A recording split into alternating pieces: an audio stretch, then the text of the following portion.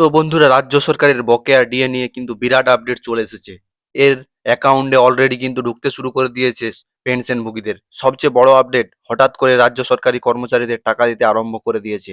আপনারা জানেন, দীর্ঘদিন ধরে সরকারি কর্মচারীদের বকেয়া ডিএ নিয়ে আন্দোলন করে যাচ্ছিলেন। তার পরবর্তীকালে এই মামলা কিন্তু সুপ্রিম কোর্টে পর্যন্ত গড়িয়েছিল। তবে সুপ্রিম কোর্টে এই মামলা এখনো পর্যন্ত বিচারাধীন।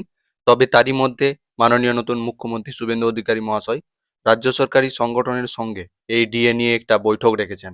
তো এরই মধ্যে 2008 সালে 1 এপ্রিল থেকে 2015 সালে 31 ডিসেম্বর পর্যন্ত পেনশনভোগীদের বকেয়া ডিএ ছিল, সেই টাকা কিন্তু সরকার জমা করতে শুরু করে দিয়েছে ট্রেজারির মাধ্যমে।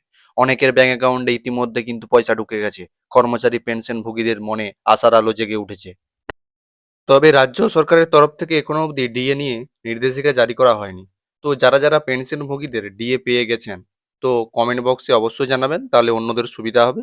তো আপনারা অবশ্যই জানিয়ে যাবেন যদি ডিএ আপনারা পেয়ে থাকেন।